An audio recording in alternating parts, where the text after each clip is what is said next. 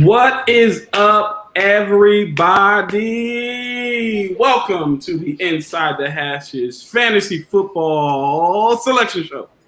First of all, I just want to give a shout out to my CEO, my business partner, Jerome Jones, who's behind the scenes working through all the kinks and all the technical things for us. He just played some heat.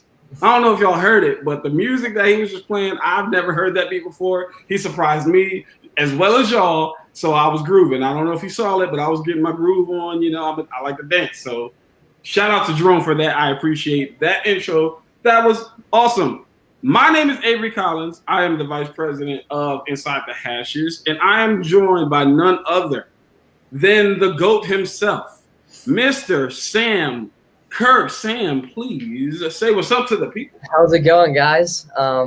I'm Sam Kirk. I work for Inside the Hashes as well. I do some work on the gaming channel and also specialize in some NFL journalism coverage. So I'm ready to get this third annual fantasy football league on our way, and we're looking to really have another competitive season full of fun moves and really a lot of depth this year, which I really see it like all 1 to 12 are guys that can bring this thing home. So I agree, man. I agree. I'm definitely looking forward to it. It's going to be very, very, very interesting. Sam, you have notoriously been very good in the Inside the Hashes fantasy leagues, man. What give us some tips, man. Give us the secret. What is the secret sauce to being so consistently good? Well, the first year, once I won, it kind of like it got that, it got something off my chest. So I was I felt confident making these selections, these waiver wire ads. Everyone's kind of looking at my team now. So the expectations come crawling in, but I kind of up my level of game once those come in. And the more teams that are competing with me, I think that makes it more fun. So I'm looking forward to whoever's bringing the heat this year, and 2020 should be an interesting year.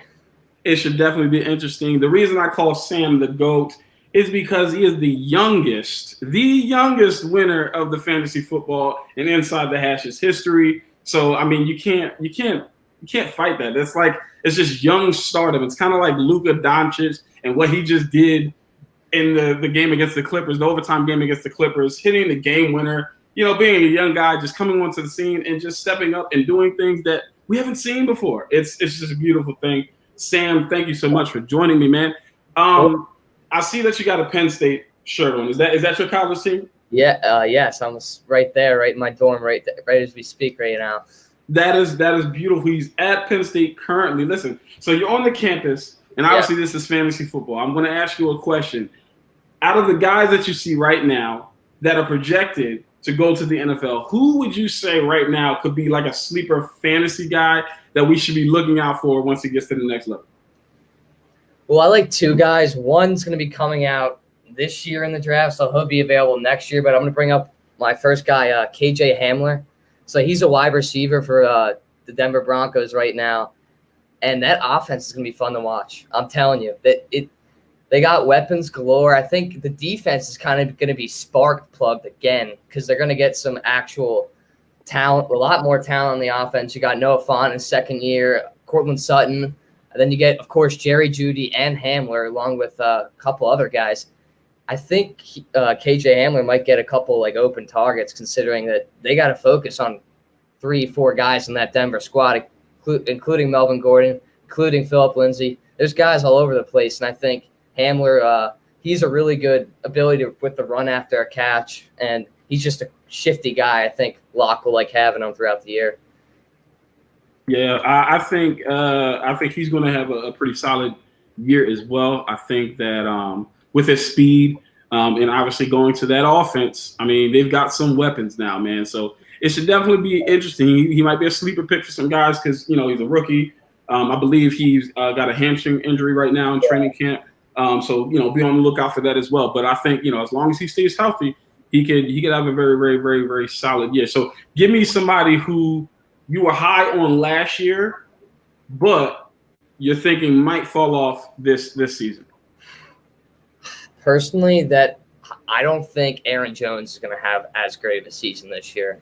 Aaron Rodgers is going to be out there to prove something now. Jordan Love's the backup quarterback, and he's going to huck the ball now. I mean, it's up to him to prove to people that he's not done in Green Bay. And they're going to look for every little kink just to be like, all right, should we play that guy? Should we play Jordan Love? And I think Rodgers and Adams is going to be the main focus of that offense. It's going to be a lot of downfield passing. And I could definitely for sure see them mix it up with A.J. Dillon and other couple guys in the backfield. And I don't think Aaron Jones is going to have those stats they did last season. Yeah. I think he could definitely have a drop off as well. I'm in agreement with you. The fact that they drafted Jordan Love, to me, bodes well for Aaron Rodgers. I think he's going to have an MVP type season. He's going to have a chip on his shoulder. I mean, he's one of those guys who doesn't need much. All he has to say is relax, and then we see, a different type of Aaron Rodgers come out. So, I think he's definitely going to have a resurgent season, especially because people are talking about the decline and different things like that. And, he's not, what he used to be or whatever. So I think he's definitely going to, have a very, very good season this year. Would not be surprised with an MVP caliber season. So let's go ahead and let's get into the contestants. But before we do that, please like and share this video. We want to get this out to as many people as possible. We appreciate everybody who is joining in with us on Facebook and Instagram and different things like that. So we're going to go ahead and talk about some of these contestants. We're going to get into that after, we're actually after this. This is just a selection show. We're going to have the draft in coming weeks. But we're going to talk about some of these contestants. I'm not going to get into all of them at once. I'm going to introduce them all one at a time. They've got some pretty interesting facts about them. But before I start introducing them, just give me the initials of one guy that you see that you think, as far as the contestants that we have, that you think might steal it this year, outside of course, yourself. I really think it's open for grabs this year. I see. Okay. I see the two new additions we have. I think they're going to bring a fierce competition, especially with Mike heading the Fantasy Aces project. Check that out, by the way. But that's a little bit scary, and now he's kind of got a title that he come draft night, he's gonna be ready.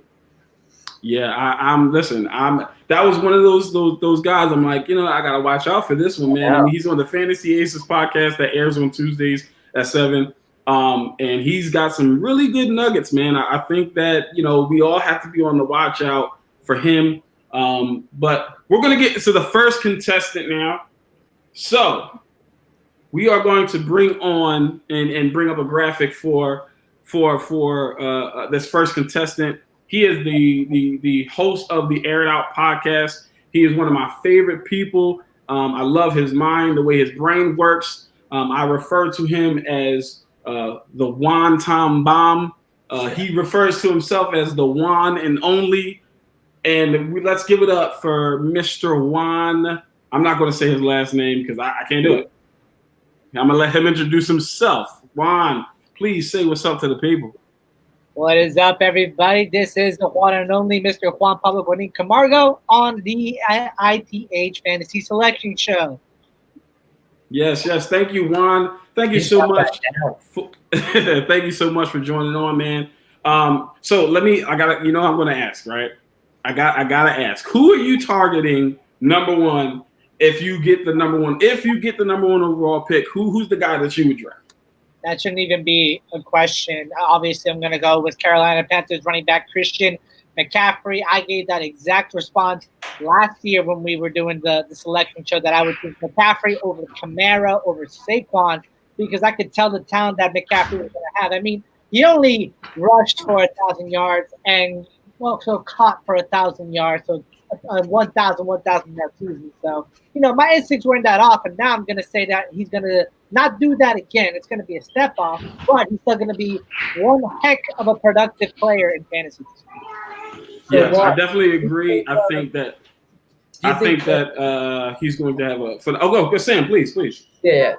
So Juan, do you think the Matt Rule kind of getting his own program in Carolina and now them catering everything to his kind of liking, do you think that's going to cater more to the passing game with DJ Moore and Curtis Samuel and all those guys, or or is McCaffrey still going to get the work that he did last year? And we all saw how heavy of a workload he did. Personally, I think Carolina's offense isn't filled with as many playmakers as we would like. Sure, you have Robbie Anderson and DJ Moore manning a pretty decent wide receiver core, and Teddy Bridgewater, the game manager that he is, knows how to get the balls in the hands of playmakers. But ultimately, when you want to get good production and wow factor, you always have to hand it over to McCaffrey. And I think Rule recognizes McCaffrey as that star player that he can use basically anywhere, whether it's a slot receiver, an outside receiver at the tight end, or even just like as a catching back on a screen pass. You have to be able to learn how to use that skill set to an advantage that gets you not only a win, but gets me fantasy points. I got it. It makes sense. All right. So before we go any further, let's introduce the people to you and give some background to who the one and only is. We have a graphic that we're going to show here. Listen, Juan has lived in 4 countries. That's 4 people, not 1. Not 2, not 3, but 4. He eats melted cheese and hot chocolate? I'm sorry, wait, what? Melted cheese and hot chocolate. Now, I get it, it's milk, but cheese? Like, I mean, salty and sweet? I don't, you're going to have to explain that one. He said he got scammed out of $20 by a fake Buddhist monk. Wow. I probably would have been, scammed as well, because the monks, they're very, intriguing. And he sternly reaffirms his stance that there's no such thing, oh my goodness, as a central jersey. Listen, Juan, I need to know 2 things. Number 1, why in the world do you put cheese, not just any cheese, melted cheese in hot chocolate? Explain this one to me. It's a Colombian tradition. For those who don't know, I'm Colombian. And during Christmas time, we kind of like to take prosciutto, like really white, melty kind of cheese, and put it into like a steaming hot chocolate, especially when you make the hot chocolate with milk instead of water, which Americans usually do, which confuses the hell out of me. And it actually pairs pretty well. And, and just like fries and ice cream, don't knock it till you try it. See, no, fries and ice cream, that makes sense, right? That's something that is okay, sweet and salty, starch and dairy, like whatever. It's kind of, opposites attract thing. But cheese and hot chocolate, I mean, again, listen, I'm not gonna knock it. I'm just gonna say my stomach turned a little bit. Anyway, you also state that there's no central jersey. Now, I don't get this one. We've had this discussion many a time before. I'm gonna need you to explain it to the people in that are watching. People who, if you're in the chat room, please let us know if you think there's a central jersey or not. Here's my thing, okay? You got North Jersey, you got South Jersey. North Jersey doesn't claim places like Willingboro or Trenton or anything, right? But neither does South Jersey. South Jersey doesn't claim, like Cape May doesn't claim Willingboro as South Jersey. So therefore, process of elimination, that means there has to be a central jersey, correct? Not necessarily. There are territories that can be claimed by one part of the state and the other. All right, you just got to know where to draw the line. I'm not familiar enough with Jersey geography because I've only lived here probably like 8 years of my life and spent my time in other places. So I'm not as familiar, but I am confident in my belief for the fact that I had to present a PowerPoint about New Jersey during my time in Germany, and I had been adamant to say that there's a North Jersey and a South Jersey, and I'm not changing my mind about it. Listen. Sam, just to say, I know there's no rivalry between Penn State and Rutgers. Yes.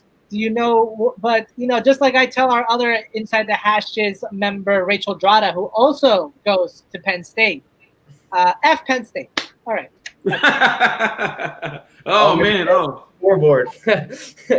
Oh, man.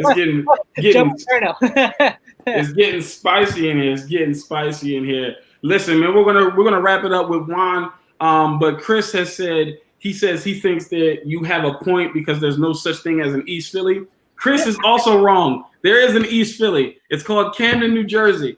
With that being said, I'm gonna ask Juan to go ahead and step off for us. We're gonna bring in our next person. This next person is also a member of the Air It Out podcast. He is an avid Patriots fan. This guy, after I said that, you probably should know who it is already. I mean, this guy has, he's a flip-flopper too, though. First it's Stidham season, and then it's Cam for MVP. So, I'm not really sure which one it is. But we're going to bring on none other than my friend and brother, Mr. Darius Riddick. Darius, say what's up to the people. First of all, man, after the injury that Stidham has suffered to the leg, it's Cam for MVP, man. Superman is back.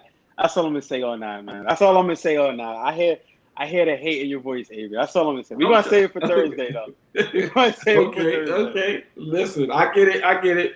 Darren, who is also part of the Air It Out podcast, he said there's never been in East Philly. Listen, it's called Camden, New Jersey. Like, it's basically the same thing, Like, really, they should just connect the two states. There shouldn't be a bridge. It should just be, Camden referred to as East Philadelphia. That's just how I look at it. But anyway, we're going to bring up the graphic for Darius as well, and we're going to introduce you guys to the man behind the scenes, Mr. Darius Riddick, and we're going to give you some facts about him. He loves to dance. Now, here's the thing. I love to dance as well.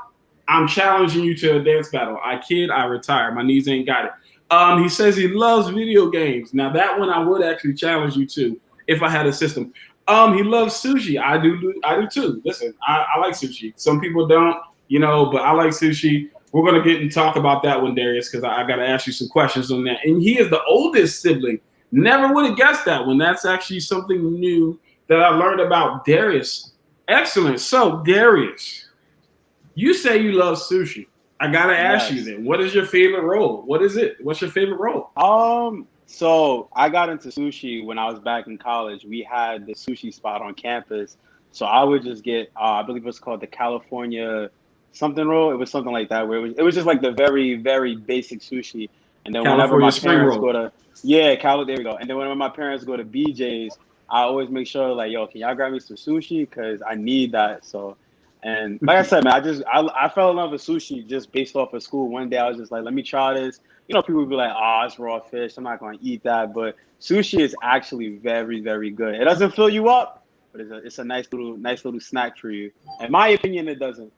Listen, I disagree. I really think it does fill you up, man. You get a couple rolls in you, you'll be good to go. And I understand what you're saying, with the raw fish. You got to ease your way up to it. Start with a California roll, maybe a shrimp tempura roll, a Godzilla roll. Those are my favorite. And then work your way into the spicy tuna roll and different things like that. So let's talk about some fantasy here. All right. What pick are you targeting just off the top of your head? We haven't released any pick. We haven't selected anything. But off the top of your head, what pick are you targeting? I mean, obviously in fantasy, you always want the number one overall pick, right? Because we know what you can do with that number one overall pick. Everybody's probably going to draft Christian McCaffrey. It's funny because I joined the fantasy league of one of my friends, and one of the dudes, he drafted Lamar Jackson with the first overall pick. And that was a very surprise to me because, like I said, obviously you go with C-Mac or you always go running back or wide receiver. So for the first time, that was my first time seeing it. But if I can't get the first pick, I obviously want to I want to stay in the top 5.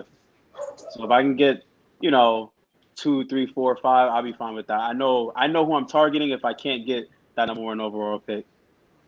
Okay, that makes sense. That makes sense. Okay, so you are dragon roll. I've never seen a dragon roll, but I'm gonna have to check that one out. Yeah, Godzilla roll is my favorite, but a dragon roll, that might be something different. I'm gonna have to check that one out. Put some eel sauce and spicy mayo on it. Anyway, I'm hungry. Okay, as you guys can see, we're gonna go ahead and keep talking fantasy here.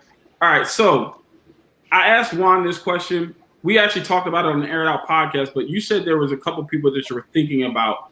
On the podcast, we were talking about, players that we thought could potentially fall off, right?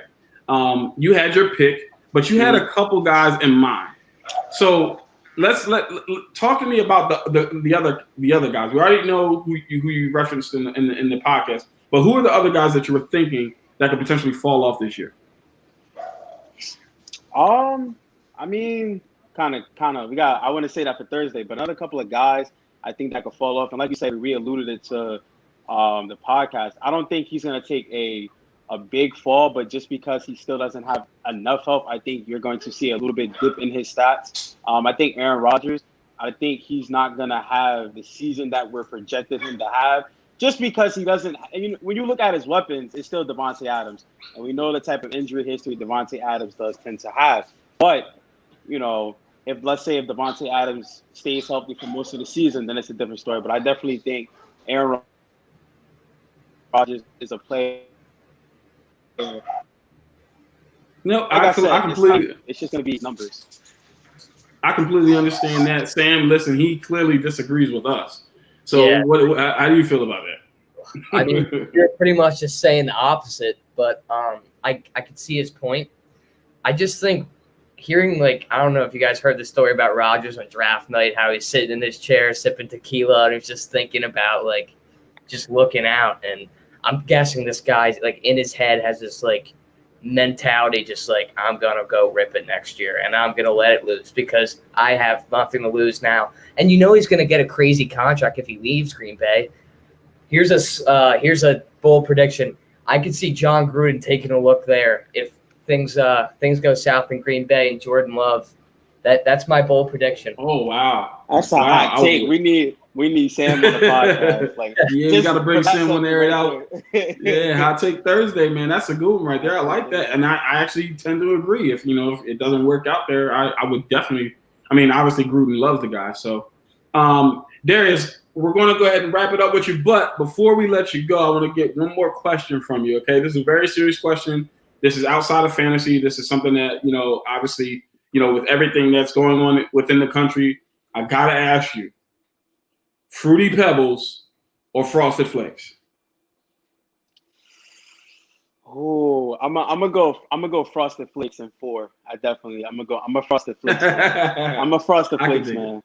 I'm not mad at it, man. I'm not mad at it. That is a classic one. So, Darius, thank you so much for joining on. We're going to go ahead and move on and keep this thing rolling. Everybody, give it up for Darius. Again, you can check him out on the Aired Out podcast every Thursday at 6 p.m. Now we're going to move on to the next person. All right. The next person is his name is Mike. Okay. This is the guy that we were kind of, talking about previously. We were saying, hey, we're not sure about this guy because he's new. Right. And he, he's part of the fantasy aces, and some of the stuff he talks about is pretty spot on. I'm like, I like this guy's take. He's the mayor of tacos. Everybody, please give it up for my man, Mike, the mayor of tacos. What's up, guys? How are ya? Good, man. How are you? I'm doing pretty well. I was flattered all the nice things you were saying about me. Blushing. Listen, man. I'm just saying, I really do enjoy the Fantasy Aces podcast. You guys do a phenomenal job. I love the chemistry you guys have. You guys' takes are phenomenal because you all have kind of differing opinions. And you're true to your opinions as well. You guys don't back down. So I love it. So let's go ahead and introduce the people to Mike, the mayor of tacos. We've got a graphic with some facts about him as well. His name is Mike Hendell. He's a flag football all-star. His nickname is the Glass Cannon. Oh, we're going to definitely talk about that. I love to hear nicknames on the football field. It's amazing. He has actually hoisted the Stanley Cup. I need to know if it's heavy or not. I mean, I think everybody wants to know that question, so we're definitely going to ask that. And then he says he will almost certainly make the most waiver wire moves of any team this year. See, this is why you are on my radar as a person that I got to watch out for, because who even thinks about waiver wires before we even start drafting? He does. And he always uses the Borg as his name in fantasy. Resistance is futile. Listen, I need to ask, okay? I got to ask first. The Stanley Cup, is it heavy? How does that work? Because it looks like it's pretty dense, but you don't know. Yeah, I mean, it's heavy. Anyone can really lift it because you're never going to get that chance again. So you're on pure adrenaline thinking oh my God, here it is. And then you lift it over your head. You get the nice picture. So yeah, it is heavy, but you don't really feel it because you're so excited. Okay, excellent, excellent. And now we gotta talk about the flag football. Let everybody know how you got your nickname. I mean, that's phenomenal. I love nicknames on the football field. I've got a couple myself, but I mean, I just need to know how. I mean, I hear the word cannon, and I'm thinking, okay, this guy's he's Patrick Mahomes, he's Josh Allen out there. So how'd you get the nickname? Yeah, so the cannon part, obviously, quarterback, throw really far, in the schoolyard with the rest of the coworkers or whatever, being the first pick. Very ego stroking for sure. And then the glass part is that I'm very often injured. My best friend's wife coined that name when if I fall down and land on my wrists or hands, they're probably going to break. I've broken some ribs and some wrists and hands. So that's how. Put them together. Glass cannon. Whoa. That's not good. That's not good. The glass part, but the cannon thing. If we can get you healthy, we can keep you on the field and you can do some special things, man. So basically, what you're telling me is at some point, me and you have to get on the field. You've got to throw me a couple passes. I used to play receiver, man. I think we gotta set that up. Oh, absolutely. I'm in. I haven't been. My league got canceled because of this whole virus, but I can't wait to get back. Yeah, that sucks. All right, so let's talk some fantasy here. So, what is your strategy? Let's say you get a mid-tier pick, right? 6, 7, 8. What is going to be your strategy drafting? So we did a mock draft on the fantasy podcast, and I didn't end up taking a wide receiver until the 7th round, and I can see that happening again. I think I went running back. I might have gone back-to-back tight ends at some point. So I don't mind. Like if there's not, like there's so many wide receivers that are going to be sleepers. There's so many that are going to be on the waiver wire. There's so many that are on your own team that you like. So the biggest priority is just getting the running backs that are definitely going to get carries. That's all that you can think about right now is who's going to get carries, and the most, leverage that guy has against the other players on the team in terms of who's going to start and how they're going to get. That's what I think about. That makes sense. Sam, do you agree with that strategy? Talk to us. I do. I was interested to hear. I want to hear about your 2 tight end thing that you've. Yeah. So, would you put one in the flex usually? Is that your kind of strategy that he's going to catch as many balls as a wide receiver 2, right, or a wide receiver in a flex option? So if he has 8 receptions for 72 yards, you're probably going to put him there and hope he scores. Like, I guess. Right.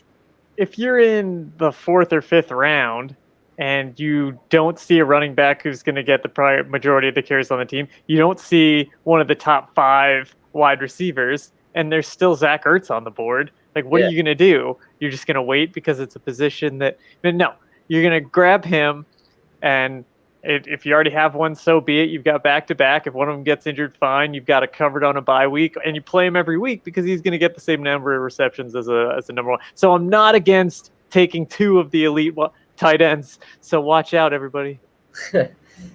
You heard it here first, ladies and gentlemen. George Kittle, Travis Kelce, Mike is gunning for both of them. Clearly, I mean that's I don't get the strategy, but look, you're a fantasy expert.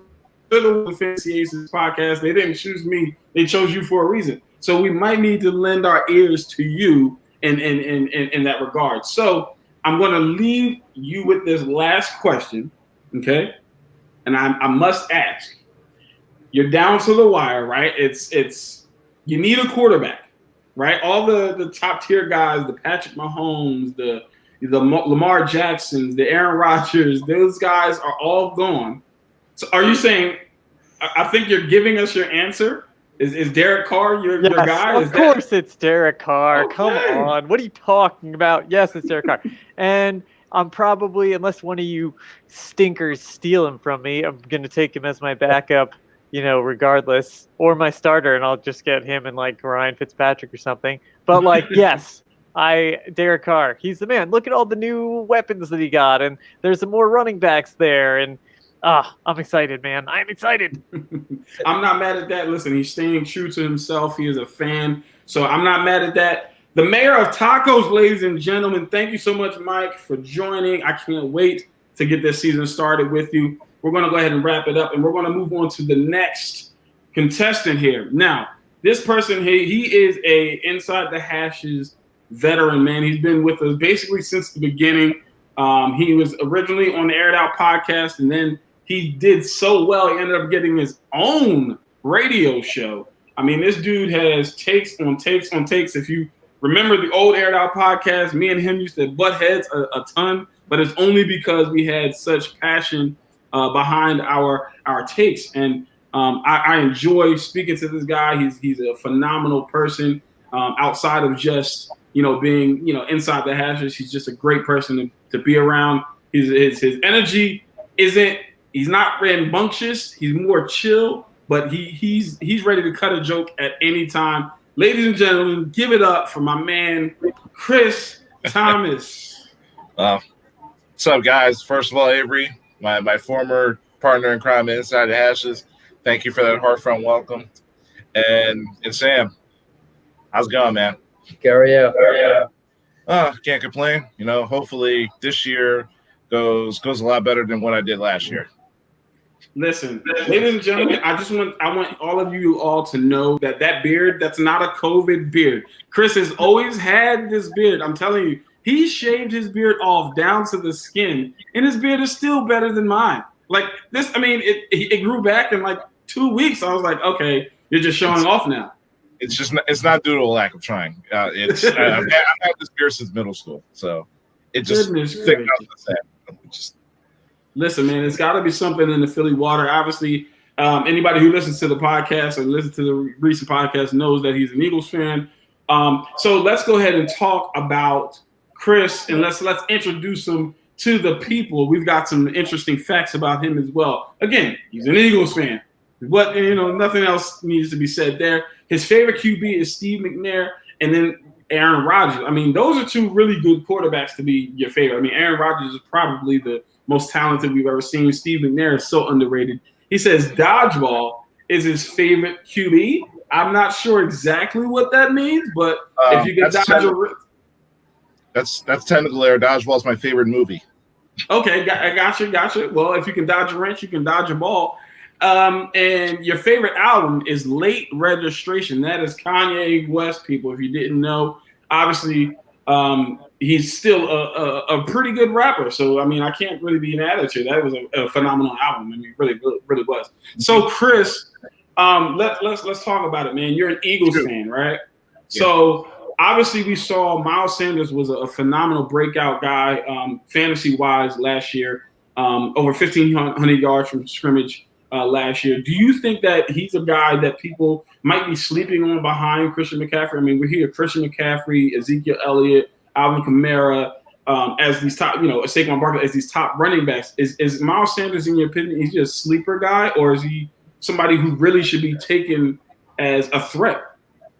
Well, to the people who are Eagles fans like me and are doing the draft, they're probably thinking like me and maybe – like the Alvin Kamara's, Saquon Barkley's are all going to get taken in the first round. So let me get a potential number one running back in Miles Sanders. And Doug Peterson's been very adamant. He says he wants to increase, the workload of what Miles Sanders does. So this might be the first time that we might actually have LaShawn, Shady McCoy level type of production running back, probably since before Shady left. I mean, when Shady's last season here, he was third in rushing in all the NFL. And ever since then, we've had a roundabout and who's of running backs that just haven't panned out. But Miles Sanders, like Sam knows all about him, watching Penn State, he played behind Saquon Barkley. So we never really saw what, Miles Sanders could really, do because of the people who's in front of him. But I really think Miles Sanders, out of everybody in Philadelphia, he's probably going to have probably the biggest breakout year. Listen, I wouldn't be surprised at that at all. I have some people in my ear telling me that Miles Sanders is going to have a better overall career than Saquon Barkley in the NFL. Sam, do you agree with that? Like, talk to me. I don't know about that statement, but I do agree about Miles Sanders having a good year. What I liked about it, I think this was a storyline that probably should be So I think was it Deuce Staley? He was the interim head coach. I think for the Eagles when Doug had Corona, correct? I think. Yes. Well, he was the former running backs coach, and him and Miles Sanders probably have a pretty good connection. So I'm assuming that they're going to cater the offense to be around him a bit more.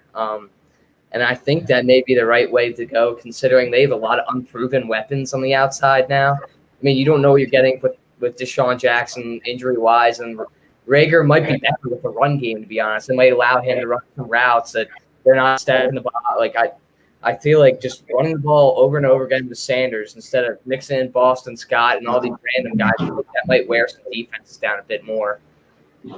Speaking of Rager, there's reports that Carson Wentz is saying that he has told Rager that he has Julio Jones, quote, Julio Jones type explosiveness, not potential, but explosiveness. Is that another guy that maybe we, even as analysts, have passed on as far as taking it around as a rookie receiver, potentially like maybe at the back end of the draft or anything like that? Is that somebody that you would think that, let's say all the top guys are gone, and you're just looking for that sleeper guy? You got the Justin Jeffersons, the Jerry Judys, the KJ Hamlers, but is he somebody that we're sleeping on? I would say I'm not honestly sure because in practice, from what I've been reading so far, the top 3 wide receivers on the depth chart right now is Deshaun Jackson, Greg Ward, who came along strong in the first half last year, and Rieger has been splitting slot reps with J.J. Arcega-Whiteside. But obviously with Deshaun Jackson's injury history, Rieger is definitely somebody you want to keep an eye on, because last year when Deshaun Jackson went down, we had nobody to take the top off the defense. But with Rieger, what you saw in his time at TCU, when his quarterback is able to get him the ball, he's really explosive. They have multiple different ways to potentially get him the ball. So if you want somebody who's, I'm not going to say like he's going to have like that Jerry Jeudy kind of impact of Justin Jefferson, who's now taken over like the Stephon Diggs role. But if you need somebody who's like, you got a few bye weeks on your wide receiver list and you need somebody to fill a slot, I think Rieger can be your guy. Listen, I wouldn't be surprised at that at all. Out of all of the receivers that came out, the top guys, the top receivers that came out this year, he actually had the highest percentage or rating with contested catches out of anybody. That's Henry Ruggs, Jerry Jeudy alike. So I would not be surprised if he comes in and can splash on the scene and be a consistent, staple for Carson Wentz. Now, with that being said, we're going to go ahead and wrap it up for you.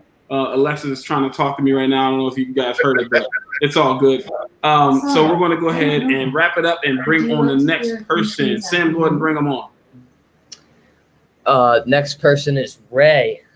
So Ray is no. We got to save Ray. We got to save Ray because that's my twin. So we're gonna go with Richie. We're gonna go with Richie. Bring Richie on for us because we got to save Ray. What's up? Welcome, Richie. How's it going? It's going good. I'm in my storage unit. Richie, where are you, man? It's like you're in a bunker somewhere, dude. I get we're on quarantine, but come on, man. It's not doomsday. Well, it's quiet in here. A lot of room, an outlet. It makes sense. No, I get it. I completely understand.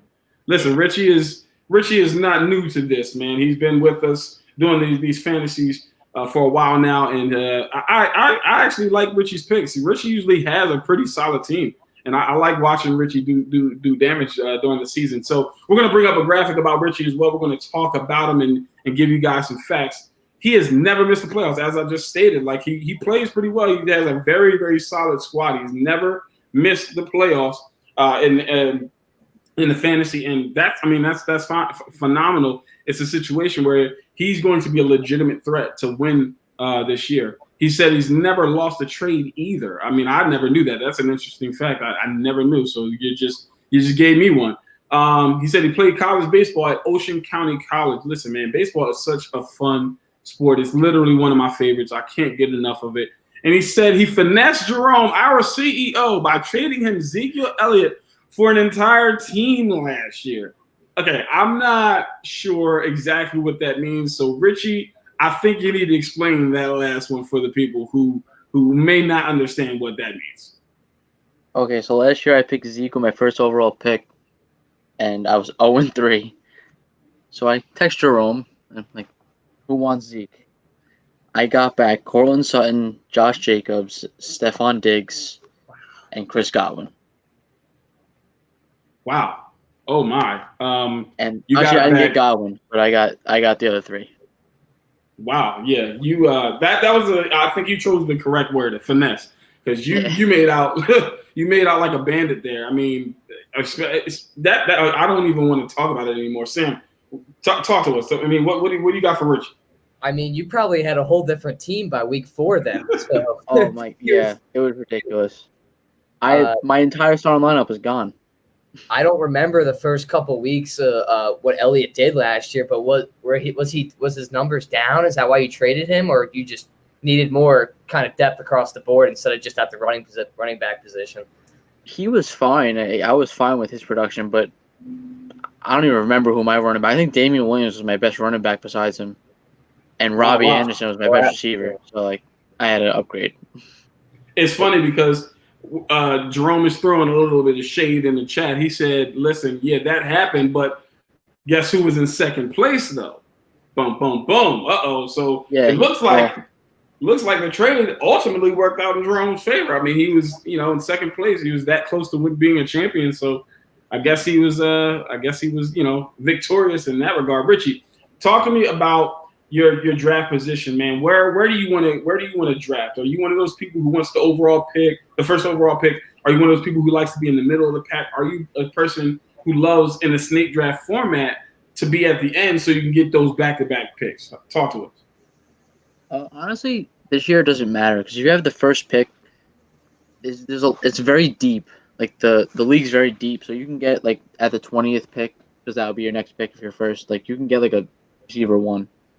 Yeah, for most teams, but no, it never really bothered me. I don't like the second pick. I had in my last. I had in my last league. Draft was the other night. I don't like the second pick because it's like you kind of like forced to pick the second best player, even though you don't want to sometimes. That makes sense. Ladies and gentlemen, listen, I'm gonna just let you know now. I don't like the first overall pick. I'm just going to say 2 words, and everybody who's inside the hashes is going to know exactly what I'm talking about. Le'Veon Bell. Anyway, we're going to go ahead. We're not going to relive that fully here. We're going to go ahead and thank Richie for jumping on with us, man. We truly appreciate it. Richie, good luck to you this season. We're gonna be rooting for you. Not really, because I'm actually in there as well. So, but anyway, we're going to go ahead and move on. Now we're going to bring on another newbie. This person is honestly, this is my sleeper. If I'm going to be honest, this is my sleeper. Like I said, I think Mike is going to be somebody I got to watch out for, a heavy hitter. Obviously, like I said, Richie has never missed the playoffs. Jerome, I mean, listen, he was second place last year. Sam, but this person, I think he's the sleeper this year. He's a part of our social media team, and let's bring him on. Everybody give it up for Mr. Chris DeSerba. I think I'm saying that correctly. You got that right. You're the first person that's ever got it right on the first rip. Out of every teacher, out of every person I've ever met, you got it right. And it means a lot. It really does. That's what I'm talking about, Chris. Excellent. Well, who do you have with you, Chris? This is my dog, Goddard. He wants some airtime, and he doesn't leave my side, so I thought, why not best to bring him onto the live stream. I'm not mad at that at all. I love dogs. Beautiful dog. I love dogs myself. So, give him a pound for me, a fist bump for me. All right, Chris, we're going to go ahead and bring up the graphic and give everybody an introduction into who Chris is. Again, he's a part of our social media team here at Inside the Hashes. He was born in Portsmouth, New Hampshire. Oh, wow. That's okay. I've never met anybody born in New Hampshire. That is amazing. He has a dog named Goddard, after the Dallas Goddard, the tight end of the Philadelphia Eagles. That's phenomenal. Dallas Goddard, I think, is actually going to have a pretty good season, so watch out for that. He's a diehard Eagles fan. As you can see in his photo, he's got the Carson Wentz tee on, and he said he cried when the Eagles won the Super Bowl. Listen, I'm not mad at you at all. That was a special moment. I'm not a Philadelphia Eagles fan, but I even felt the intensity in the city. I felt the electricity. I felt how it increased the morale of everybody, who was an Eagles fan. So that was amazing. Where were you when the Eagles won? Well, I was at one of my friend's house at Rowan University, and as soon as they won, we drove all the way down to the train station. We actually got stuck on the train because people were going crazy that they were trying to open the doors and stuff that had actually shut down mid-train. So I didn't get into Philadelphia till like 1 o'clock, but it was definitely a night that I'll never forget. Man, oh man, I can only imagine. Like I remember I was actually in Philly at a friend's house watching the game. And when they won, I was just like, I can't believe it. And I'm like, I'm deciding, should I go out and partake in the festivities? And I was like, you know what? No, because I know what's going to happen. At some point, somebody's going to say something, and the Falcons fan in me is going to come out, and I might, it might cause an issue. So I was like, I'm going to let you guys enjoy your night. Yep. You guys have a good time, So, Chris, talk to us. Let's talk about some fantasy. Obviously, like I said, you're new with the Inside the Ashes. I'm sure you're not new to fantasy football. So give us an insight on how you draft your team. Are you one of those players who's like like Mike said, you get a bunch of running backs, kind of use them as trade bait, or are you somebody who likes to build a balanced team? Like what is your draft strategy? I definitely like to do trade bait. I definitely think it's good that to load up on some positions because when the injuries happen later in the season, it definitely helps to have a little firepower in the back to be able to improve your team and give someone else up. I am not new to fantasy football. My one league I'm in with my friends, we've had it 5 years. I've won it 2 years out of the 5 years. So I definitely bring a little bit to the challenge. I used to have a WWE belt. My friend Hunter has it now, so I'm hoping I can get it back this year and that. But it definitely depends on where I land. If the players are there to be drafted, and they're best for your team. But if there's someone there that maybe someone likes to do a little bit of a trade, is a little trade happy. Like now that I know Jerome likes to give up a little bit for a little bit too much. I might have to save a little bit in my pocket and have to send him some texts and see if I can get him on a trade like Richie had. Oh man, so everybody clearly is going to try to finesse Jerome this season. Okay, I see what the strategy is. Just finesse Jerome, and again, now it worked out for Jerome. Like I said, he was in second place, so I don't know if you want to do that. But like you said, he's a two-time champ. That's something that shocks me. Like I said, this is the reason why he was my sleeper. I just had a feeling that he had something under his belt. Sam, I mean, am I right? And was I right? I mean, two-time champ. No, I thought, that was definitely sleeper to keep your eyes out now. Chris, what do you think about the Eagles' defense? Usually every year it's pretty like one of those defenses in fantasy that you'll get a pick or a forced fumble, a little points like that, and they're like reliable. You're not going to get many low scores or any negatives. But what do you think about the free agent moves they made and some of the draft picks? Will their defense be improved this year from last year? Or the big thing is injuries. They already have some injuries going on right now with Hargraves, going down. Malik Jackson's coming off an injury. Fletcher Cox is always solid, but he played the beginning of the first half last year hurt. I like that they brought in Darius Slay. I like that they brought in Coleman. I really heard good things about them putting Jalen Mills at safety, so I definitely think that could be good. Not going to be the Malcolm Jenkins type player that we lost, but from what I've heard, he can fill that role next to McLeod. But it comes down to injuries. If I'm watching a game and I see 6 people outside the injury tent waiting to get in there, I'm not going to feel so good about the defense, even with the additions that they've made. So it all depends on how healthy they can stay. I can agree with that. I think that the Philly defense is a very proud defense. So I think that they will try. As long as, to Chris's point, as long as they stay healthy, I think they're gonna make some noise this year. I think Fletcher Cox is probably the most underrated defensive lineman in all of football. I mean, outside of Grady Jarrett, I think he's the most underrated because, I mean, we hear about the Aaron Donalds and everything like that. We hear about the Khalil Macks, but, I mean, Fletcher Cox does he's the guy on that defensive line, and he still puts up the numbers every single year. He's getting double teamed. It's like he's unblockable one-on-one. He's Graham. He's another one that's under the radar that produces a lot for the team. So it should be interesting what they can do. If everyone's healthy, that front four could be the best front four in all the league. But it all depends on if they stay healthy. Definitely. I mean, the Eagles have been notorious in the past for having a phenomenal front seven and having guys that can rotate in on that front seven. So I think they get back to that. Now, with that being said, you guys clearly have your work cut out with you with Dallas this year, right? They look to have gotten better on the defensive side of the ball. Gerald McCoy has went down for the year. However, they do still look good defensively, and they were obviously your biggest threat last year.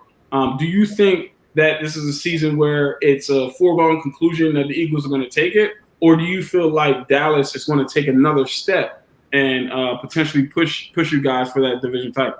Well, I got to shout out my mom because she's a Cowboys fan, so we definitely have some interesting battles on Sundays when I'm back home. The thing with the Cowboys is, they can be productive for those 15 weeks, but I mean, on that last week, they always seem to do something. I believe in what Stephen A. Smith says, and that, the Cowboys will always bring you home, but they'll never tuck you in at night. I can promise, it's never going to end well with the Cowboys. And that's why I'm happy that, I bleed green and, go Birds. Not mad at it. Thank you, Chris. Thank you so much for joining, man. I can't wait to start the season with you, man. Good luck to you. So we're going to go ahead and move on. We're going to keep this thing rolling, man. It is phenomenal. Again, don't forget to follow us on Facebook, Instagram, Twitter. On Instagram, we are at Inside the Hashes. On Twitter, we're at Inside Hashes. On Facebook, Inside the Hashes Pro Football Talk and Inside the Hashes. Please like and share this video. Tell your mom, tell your friend, tell your boo thing, tell everybody, follow us, and listen to our podcast on Spotify, Apple Podcasts, all of those different platforms.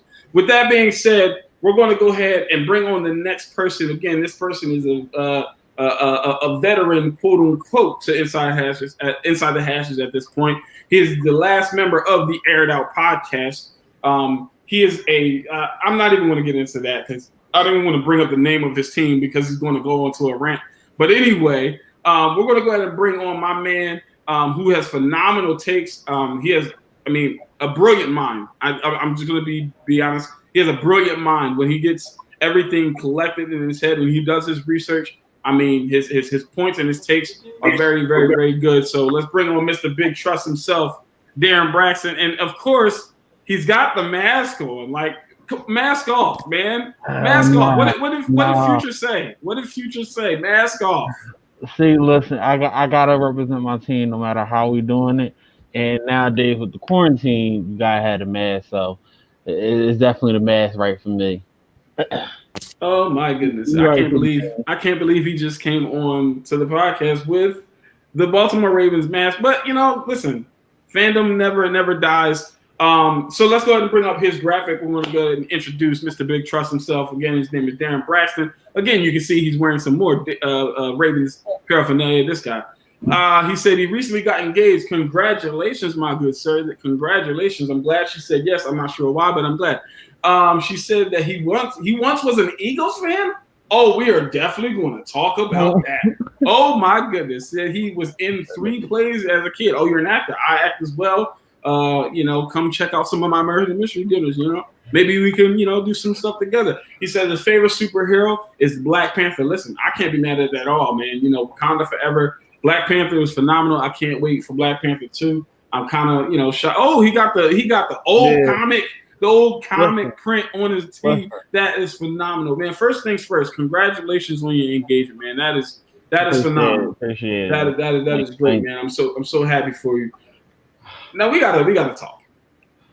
Holla at me. We got Holla at me. I already know what this is about. Now you used to be an Eagles fan, and now you're some diehard Ravens fan. I'm gonna let you explain what happened there. All right. So, for people that don't know me, I'm born and raised in Philly. So, when you're born and raised in Philly, and the first thing you watch when you watch football is the Eagles. People I'm telling you this now. I loved football, and I loved the Eagles.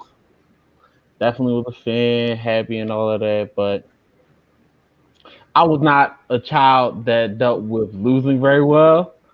So, when it came to the first Super Bowl matchup, and they lost, I couldn't do it. I told them, listen, I'm out. I can't bleed it green no more. It's cool. I respect y'all. I still love the people y'all got there, but y'all can't be my team. So I'm looking around, I'm trying to figure out what I want to do and find my new team. But luckily, Ray Lewis was playing. And we all know what kind I gotta stop you. So basically what you're telling me is you are a bandwagon Ravens fan. The Eagles were losing. The Ravens were hot and had Ray Lewis, and you were like, you know what? I'm jumping on this train. At this time, the Ravens were not actually that good. I more so gravitated towards the greatness of Ray Lewis, Ed Reed, Terrell Suggs. I was a defensive guy, so it was I can't. No, I can't. Sam, listen, am I wrong? It sounds like he's a bandwagon. It sounds like he's not true to this. He's new to this, right? Yeah. Like, that's what it sounds like to me. Listen, if 15 years in now, bandwagoner, that's a crazy bandwagon right there. Sam, have you ever bounced from a team? Talk to me. I mean, I've been with Big Blue since I've came out of the womb. So a lot more down lately, but I had the ups when I was don't remember that well. So that it kind of sucks. Listen, I joined in when they was down, so I seen the ups. I don't want to hear that. I've seen the lay downs, and now we back with it. Lamar Jackson MVP. You already know. I don't want to hear it, man. You left out on a team when they were down. When they were at their lowest, you said, you know what? I'm kicking these jokers to the curb. And then what did they go on and do? Win a championship. Listen, I'm not gonna lie. I did not see that coming. I'm very happy for Eagles fans. I'm very proud of the team. I commend them. I did nothing but congratulate Eagles fans the day of, the weeks coming. I mean, it was fine. I still love watching Eagles play, but I can't be a fan. I just can't do this. Listen, I'm going to give you one fantasy question, and we're going to get on out of here. One fantasy question. All right, you're down to your last wide receiver position. All the top guys are gone, right? Who are you going to pick up between these two guys, right? Are you going to pick up one of the dynamic rookies in Jerry Jeudy or Henry Ruggs, or are you going to go with somebody who's a solid veteran and puts up solid, decent numbers like a Robbie Anderson?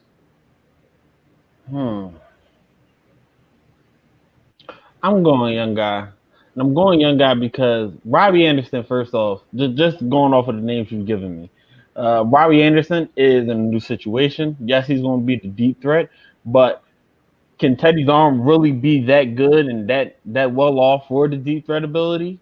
Carolina definitely has a couple weapons, but I still can't trust Robbie Anderson to produce like that. I'd rather put my trust in more so Henry Ruggs, Jerry Jeudy, the new guys that know when they come in, they're coming in for the number 2, the number 1 spot. If I'm not mistaken, the Raiders already said that they want Henry Ruggs to come into the Antonio Brown situation that he was supposed to step into last year. So that's automatic production right there for him, which means the catches, yards, and touchdowns for fantasy. I could definitely see it, man. Thank you so much for joining us, Darren, man. Good luck to you. That's Big Trust. Well, actually, is he Big Trust or does he bleed green? Is he Big Trust or does he bleed green? I guess we'll never know. Baby. I guess we'll never know. Darren, thank you so much for joining us, man. Good luck to you. Listen, Sam, like I said, I've never heard that one before. That's a different story. That one's different. Like Chris said, he's not Big Trust anymore. He's Bleed Trust because it's like, it's Bleed Green, Big Trust. Is it Justin Tucker or is it Carson Wentz? Like who? I mean, I don't know. I just don't know. Listen, we're gonna go ahead and move on. We're gonna bring on the next contestant. This guy is my main man. I mean, so much wisdom. He is a great. When I say great person, I mean he's literally one of my favorite people walking the earth. And I'm not just saying that. I literally mean he's one of my favorite people walking this earth. His heart is amazing. He's just got a genuine spirit. He's so down to earth. He loves football, man, and he has so much insight.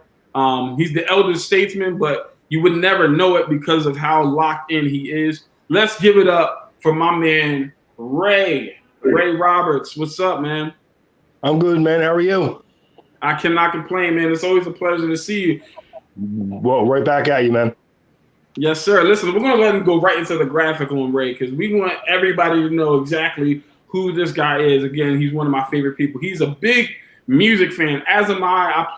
Listen, I love music. I can't get enough. He's been married for 36 years. Darren, you need to call this man and get some tips because 36 years is hard to do. That is phenomenal. I'm very, very impressed, and it gives me hope. He said he's going to be a grandfather for the first time. That means what I think it means. Holy crap. Look at that. I know exactly what that means. Congratulations. Congratulations to him and her. Oh, my goodness. That is amazing. That just warmed my heart. I'm so happy right now. And he's also a part American Indian. Wow, that is phenomenal. Look at that. Listen, I see why he's so just down to earth. Oh my goodness. And wait, another fact about Ray that people don't know, he's a twin. If you can't tell, me and Ray, we're twins. There's a resemblance. You guys can't see it. I mean, that's my twin right there. Listen, Ray, it's a pleasure to have you. It's in our souls, brother. Yeah. That's it. Listen, Ray, let's talk about some fantasy here, man. Obviously, we know that you're a Miami Dolphins fan. You guys have solidified, in my opinion, one of the best secondaries in football right now with Xavier Howard, and you just signed Byron Jones over from the Cowboys. Obviously, there's some speculation as to who's going to start at quarterback, whether it's going to be Ryan Fitzpatrick or Tua Tagovailoa. If it's Tua Tagovailoa, do you think that he's a quarterback that we need to pay attention to in fantasy? I don't believe so. I don't think he'll start the season. I think that this whole COVID thing, not having minicamp, not having any of that stuff, has probably set him back farther than he would have liked to have. Especially no preseason games. You're going to put a guy out there with potentially 3 rookie offensive linemen starting in the first game of the year. No, you need experience. You need experience out there to start the season, and then bring Tua on eventually. Let him get his feet wet. Let him get his foot in the door, knowing everything. And before you do anything, make sure your offensive line is cohesive in blocking assignments. I got you. Listen, I think Ray would know better than any of us. He is the elder statesman. As I said, he's on the RPO podcast, which is centered around college. So he obviously paid a lot of attention to Tua when he was in college. So I think we got to probably take his word on it. Now, Devonte Parker had a breakout season last year, right? We've been waiting for this. He's had the talent. It's always just been the production and the injuries, right? He finally breaks out this year or this past season. Do you think he's going to have a season that is going to mirror what he did last year? Or do you think it was just like a one and done type situation?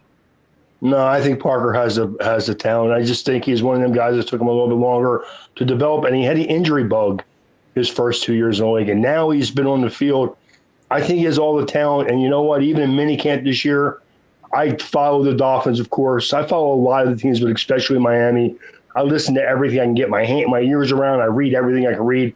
He's carrying himself more confidently now. It's not just how he played last year. It's carrying himself as a confident number one receiver now. Listen, man, I'm glad to hear that. I've always liked the guy. I've always been high on him. It's just been, like you said, the injuries have been a real bug for him. Sam, I mean, what do you feel about Devonte Parker? Do you think he's going to be a number one guy? Is he somebody that will be on your board? I just drafted him in a recent team of mine, and I got him pretty late. So, it was an auction draft, so I was able to spend a lot of my money on Saquon and Zeke, so I just put that aside. So I have Parker as my number one wideout, and Mike Williams from the Chargers as wide receiver 1 and 2. And I feel like that's enough to get me by. The targets are going to be there. I feel like Tua, when he is in there, he's going to throw the ball downfield. That's Absolutely. the guy. My one thing about Tua is I know Tua can play. I know he can throw the ball. The injury is the only factor with him. Yeah, I want to stay healthy. Parker both be healthy at the same, through a 10-year. It's one of the most explosive combinations that could happen in the league, I think. Yeah, I also wanted to Ray one other question.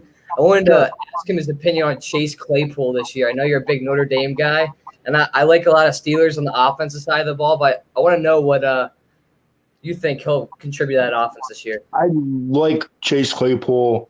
I really think that in best case scenario, he should play H-back. I do. I think that he's a guy who can beat one-on-one coverage. He's not a guy who's great at contested passes downfield, though. So if you get him against one-on-one coverage where he can go over top of guys, he can make plays for you. If you line him up outside against against top-level cornerbacks, I don't think he's going to succeed there. I think you need to put him in the slot, let him play some H-back, make sure he gets covered by a safety or a linebacker so he can use that speed to make that second move and get open downfield. Yeah, he's not a really quick guy, but he's definitely got straight line speed. He's got size and strength. Me and Jerome went down into the Senior Bowl. We saw him in person. The dude is huge. He's a freak of nature. He's a big guy. Ray, thank you so much for joining on, man. Good luck to you this fantasy football season. It's always a pleasure. Again, congratulations on becoming a grandfather, man. That is amazing. Please give my congratulations to him and her as well. Thank you so much. Will, man. I will. I always family in football, so we appreciate it. We appreciate it. So we're gonna go ahead. We're gonna go ahead and move on here. So we're gonna move on to our next contestant. I don't know how to fully pronounce his name, so please forgive me if I butcher it, but I'm gonna give it a try. I believe it's Gianluca or yeah. I'm gonna let you do it for me. It's John Luca. I knew it. I knew it. Thank you. Trust me, people get it wrong all the time. I'm sorry. I knew it was John Luca. Yeah. I don't know why I went against my inner being. I was just like, you know what? Nah, it can't be that easy. It's got to be, I talked myself out of it. John Luca. Okay, so we're going to bring up the graphic about John Luca. We're going to introduce everybody to him. He can do a kickflip, first of all. That's amazing. That right there. I mean, is there anything else we need to say about this guy? He can do a freaking kickflip. That is, he's addicted to Chipotle. Listen, I am too. I love Chipotle. Me and my friend Patrick, we love Chipotle. I mean, like you can't get enough of Chipotle. It's just great. Carson Wentz is biggest fan. Amazing. I'm glad to hear that because he needs more fans. I think he gets a bad rap. If I'm going to be, honest. He has 3 dogs. He has a pit bull, a boxer, and a chihuahua. I don't know how that one mixes. But I have a weird feeling the Chihuahua is the leader of the pack. Am I correct? She is. She runs the show. Once she starts barking, everyone starts barking. See somehow she's head honcho. Listen, I'm telling you, man. It's something about the Chihuahuas. There's something about them. It's just like they just run everything. They just walk with a different type of swagger, man. All right, so first question. Does pineapple belong on a burrito? Because we've got that question from Juan. Juan, He wants to know, does pineapple belong on a burrito? Absolutely not. I don't really like pineapple. Okay, I love pineapple, but it definitely doesn't go on a burrito. I personally wouldn't do it. I'm not saying that it, Juan says if it can go on pizza, it can go anywhere. I think I'm going to have to disagree with you on this one, Juan. That's a hot take, but it's not one that I'm going to agree with. Oh, my goodness gracious. So, all right, let's talk about fantasy. Yeah. So, we're going to go ahead and assume here that you are not new to this. You're true to this. Yeah. With that being said, what do you feel is your biggest, your biggest advantage going into fantasy? Advantage? I've been doing this for a while, and I always take quarterbacks late. I think that's my biggest advantage. Like last year, I took Lamar Jackson in the eighth round something in one of my drafts. So I always go for the sleeper quarterbacks. Okay. So you got an eye for the sleeper. I like that. So give us some of your sleepers. Give us like your top 2 sleepers going into fantasy. You know what? That's not the top 2 because we don't want to throw off your draft. Let's go with like your bottom 2. Your bottom 2 sleepers. My bottom 2? Your bottom 2 sleepers that if they're available, you're like, I could take these guys. I'm looking for Drew Lock, and Daniel Jones. Oh, wow. Daniel Jones will be slinging it. Okay, listen, I'm not. I like Daniel Jones.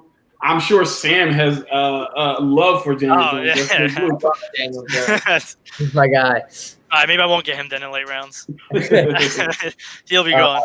I think he could have great. I also think Drew Lock will have, but to me, I think one of them's just gonna like kind of. I don't think Kyler's gonna be that guy, that second year guy that out. I think it's gonna be one of those guys. I think a lot of people are overlooking them too, kind of just assuming that Murray's just gonna be. Oh, I'm on Madden next year. I just balled out in Arizona. Like I don't think that's gonna happen. Like if you look at the stats from Jones and Murray last year, very similar stats. And there was a couple games that Jones played that he didn't have Barkley, he didn't have Shepard, he didn't have Ingram. I mean, Kyler Murray had Fitzgerald, Kirk. He had the guys last year, but you got to think that Jones is getting back Slayton, Shepard, Ingram, healthy Barkley. They got Dion Lewis now from Tennessee. They picked Andrew Thomas. The line's going to get better, but yeah. Okay, so I have a question. So I see that you have the Eagles shirt on. Yeah, it's right? Carson, so baby. You're an Eagles fan. You said you're Carson Wentz's biggest fan, right? So I have to ask, is Carson Wentz a top 5 fantasy quarterback? This year, yeah, I think he can be. If D-Jack stays healthy, Jalen Reagor balls out, 2 top tight ends, Miles Sanders, it's got a perfect setup. He definitely got some weapons around him. I think he's got a lot of great potential if he can stay healthy and stay on the field. I mean, I hate to think that people say he's injury prone. I look at it and I'm like, in their first 4 years, he's missed less time than Matthew Stafford and Andrew Luck and Peyton Manning. So how is he injury prone, but those guys weren't considered injury prone? It wasn't until years 6 or 7 that people started saying that about Matthew Stafford. So let's cut him a break. I think he's got some real potential. So I'm gonna get a last question for you. It's outside of fantasy. I got it, but I gotta know. Okay. Do you prefer Wawa milkshakes or McDonald's Oreo McFlurry? Wawa. Wow. The cookies and cream milkshake from Wawa. Oh, it's man. so good. Yeah, spice it up. Man. That's a hot take. Listen, I think I would probably, if I had a taste for a sweet, I would probably go with a McFlurry. But I think Wawa has just so much more variety that you can't really miss with Wawa. Listen, Gianluca, we appreciate the fact that you came on with us. We want to wish you the best of luck going into this fantasy season. We hope that you and your team stay healthy, man. I hope so.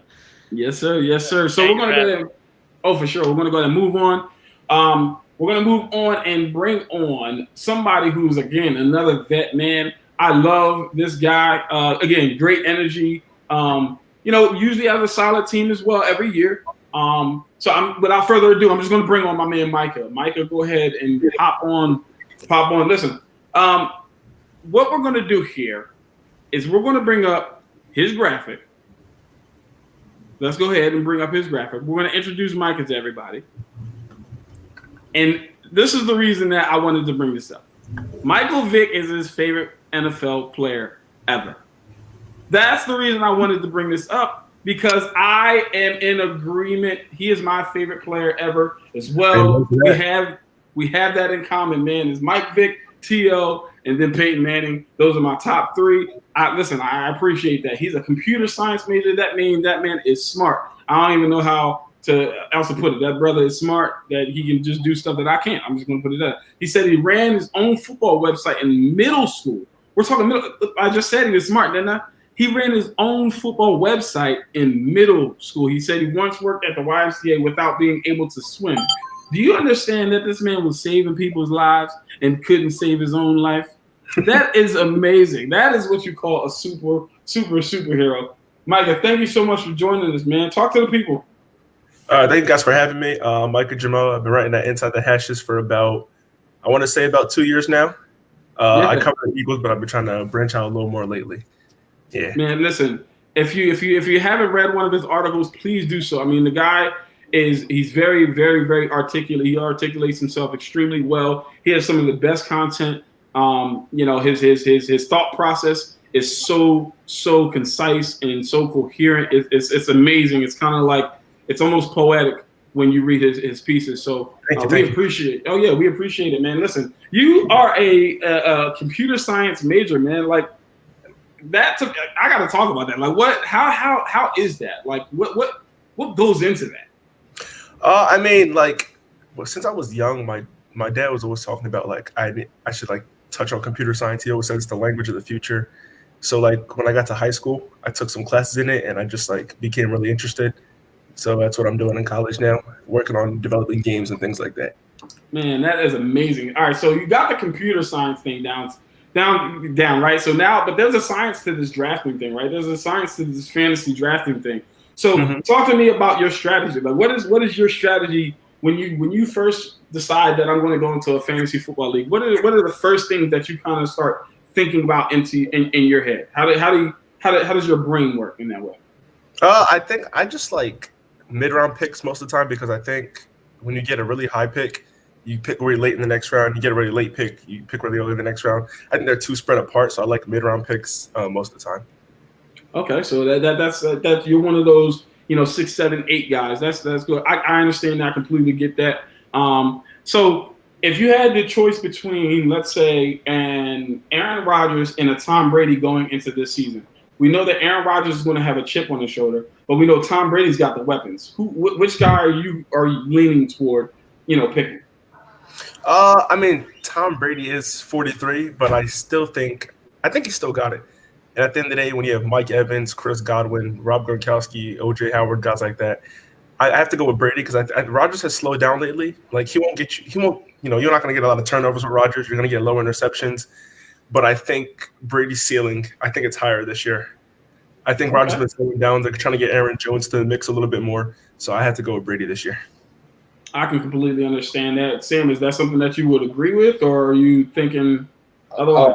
I think he has a point with the Brady age for sure, but I do remember that I think Tom's going to be able to kind of just it's not gonna be a lot of plays where he's just throwing the ball and you're like, wow, like no other quarterback can make that throw. It's gonna be Mike Evans for 2 yards, he runs for 11. Like these guys are finally gonna make him look good, and that hasn't been the case in a while with Brady. So I think that's gonna be a bit refreshing for him, and I think he'll be able to kind of stay a little bit more healthy per se, and not hang in the pocket so long and wait for receivers with less talent to try to get open.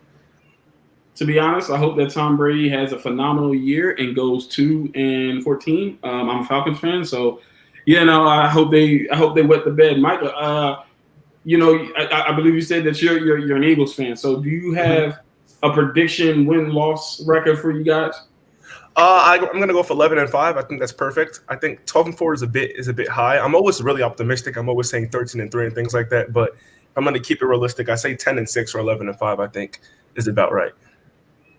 Okay. I think 11-5 is definitely doable for the Eagles, man. I think, like I said, I think they've got a little bit of a chip on their shoulder.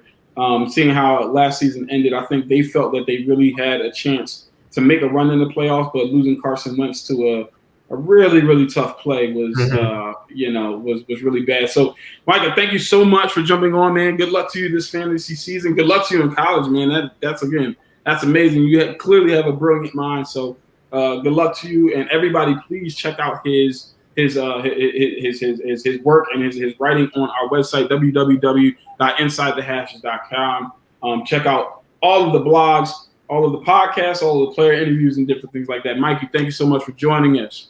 We're going to go ahead and keep it rolling here, and now I get to introduce the GOAT. I already introduced him earlier today, but now I get to give you guys the facts and all of the juice behind the GOAT, the man, the myth, the legend, staring at you right now, Mr. Sam Kirk. Can we please give it up for him? All right, so we're going to go ahead and bring up Sam's graphic. We're going to go ahead and introduce him. He says he met Odell Beckham Jr. Listen, that had to be phenomenal. That dude is full of energy. He's just such a down-to-earth guy. So we'll talk about that. He said he's attending Penn State University this fall. Clearly, you saw it on his shirt. He's in the dorm right now. I mean, the dude is really at Penn State. He won the first ever Inside the Hashes Fantasy League. We talked about that. He's the youngest ever in Inside the Hashes to win the Fantasy Football League. And he was seen dancing on Fox News. Wait a second. Tim, Yeah. you were seen dancing on Fox News. Why have I not seen this clip? Where is this clip at? So I was coming home one night from my high school basketball game, and we won a really big game. And so it was on TV. I mean, there's cameras and stuff there, and I mean, you kind of have that adrenaline rushes after a big game, just like we just won. Like, let's go. Like, I don't know. I just had one of those moments, and I guess the camera's on me, and one of my family members sends it to me like 3 hours later. I'm like, wow, I didn't see that. And then it was on the news, and a bunch of it was funny, but yeah. Nice. I'm glad somebody was able to record it. That's amazing. So you can keep that, man. You gotta have that in the archives, man. All right, so listen, let's talk fantasy a little bit. We already know you're a Giants fan and everything like that. So obviously you would prefer to have like a Saquon Barkley on your team. That's your guy. You said you talked about Daniel Jones and everything, but I want to talk about your receivers, man. I think they don't give it enough love, right? I think that you have a very young receiving core and some guys who really can step up. I mean, Evan Ingram is one of the most underrated tight ends, I believe. When he's healthy, he's such a threat down the field. I mean, he really has potential to be on the Travis Kelce numbers type level. Talk to us about what you see from your receiving core coming into the season. I would pretty much count Evan Ingram as part of that receiving core. He doesn't really provide much to the tight end position. The blocking is just not there. But the guy I love on our receiving core is Darius Slayton. I'm really high on him. I like what he did last year with Jones. Their connection seemed to be pretty spot on, and they almost had to make that work considering that Jones was so limited with weapons. And again, I think people are forgetting that Sterling Shepard is a really good receiver who's been nagged by concussion problems. And if he could just have a clear season of no injuries or he was dealing with migraines last year, he was targeted a lot and he played well. And I think he could come back to his old self hopefully this year. Definitely, man. Listen, like I said, I think they're a very underrated receiving core. I think Daniel Jones is an underrated quarterback. I think he, takes a step up this year as well. So it definitely would be interesting. It's going to be interesting to see. I think, like I said, I hope they stay healthy. Obviously, another area that is scary, or not scary, but that is shaky, is the defensive side of the ball. Right? We've seen the Giants kind of fall off in that regard. Back from the years with with the Super Bowls and everything like that. So do you feel like your defense is going to step it up this year, or do you think it's going to be relying more so on the offense? I like what they did on the defensive side of the ball, but then again, it's a really young defense. It's built around – they have a lot of options out there at safety now, which I really like. So I think the combination of Jabril Peppers and Xavier McKinney is going to they're going to have a chance to be one of the best safety duos in the NFC. That's my opinion. I also like a lot Julian Love. He plays back there sometimes in the free safety role. But my problem is with the corners. It's not great. We signed James Bradbury. I like him personally, but after that, it's DeAndre Baker was a big blow. I mean, it was. He's a first-round player last year, and he's not going to be a Giant in the future, and that's a killer. I mean, those are the type of moves that set your franchise back. So that was terrible to see him go down like that. Gotcha. Yeah, I think DeAndre Baker was a big blow, man. I think he was going to have a pretty good season. I think he had the potential to be a top guy in the league, maybe middle of the pack. But I guess we'll see, right? Yeah. All right, but last but not least, let's introduce Avery Collins. And he's doing a phenomenal job running the show right now. He's got the lines, he's got the rhythm, but he also plays 3 instruments. Favorite TV show is King of Queens. Favorite artist all time is Stevie Wonder. And Lion King is still the greatest movie of all time. So I'm a big Lion King guy myself. I've always watched it since I was a kid. Love the soundtrack, love the plot. It's all amazing. The new one was fantastic too. If you were going to compare one NFL player to Mufasa, name that player. There you go, on the spot. Wow, one NFL player to Mufasa. Oh my. Well, okay. So we gotta characterize Mufasa. Mufasa is very wise. He's very strong. Yes. He's got a very big personality, and he reigns over an entire kingdom. I think the only person you really can go with is Tom Brady, right? He's the elder statesman at quarterback. He has reigned over the NFL. I mean, the dynasty. You know what? I'm gonna go with Bill Belichick. That's better. Bill Belichick, right? Because he's reigned over the NFL and from a coaching standpoint for so long. I mean, it's like whenever Bill Belichick is the coach, you have to wonder, can this team make a Super Bowl? And you never want to count him out. I mean, and then he does things like bringing in Cam Newton. It's like, going from Stidham, who's baby Simba, to Cam Newton, who's grown Simba, right? It's like, Bill Belichick is just phenomenal. I think I would liken him to Mufasa the most. So I'm going to swing that back now. So you're a big Atlanta Falcons fan, and I'm personally high on Hayden Hearst at tight end this year. I think he's being overlooked like crazy. Austin Hooper, a lot of people know, had a great year last year, but Hayden Hearst had a good year too last year, and Matt Ryan loves a tight end. So what do you think about him? And will he be in the top 10, top 8 of fantasy tight ends? I think he definitely will be a top 10 fantasy tight end this year because he's an athletic tight end, something like Tony Gonzalez was for Matt Ryan when he was young. And I think that's the type of tight end that Matt Ryan likes. Austin Hooper was underrated athletically, but he's still not as athletic as a Hayden Hearst. And I think that what he brings to that team is somebody in the middle of the field who can do the things that a Travis Kelce and a George Kittle does, Evan Ingram does, where he can stretch and really, really put pressure on safeties and linebackers. And again, to your point, Matt Ryan loves throwing to his tight ends. So I think it's a situation where he does end up with top 10 numbers. I think it also bodes well for everybody else. Everybody's going to be able to eat because of the fact that he's going to be more of a threat. Austin Hooper, he came in as a blocking tight end, emerged as a pretty good pass catching tight end last season. But again, that was last season. Hayden Hearst he's known for being very athletic. I mean, sub 540, sub 4.740. So I mean, the guy he can move. So, all right. With that being said, enough talking about me. Okay, all right. Let's go ahead and let's get into this selection. All right. So what we're going to do is we actually have a wheel, right? We have a spin wheel with numbers on it, right? As you can see, it's the random picker wheel. What's going to happen is we're going to select the name. And then once we select the name, we're going to go ahead and click that wheel. That wheel is then going to select the number 1 through 12 and give you your draft position.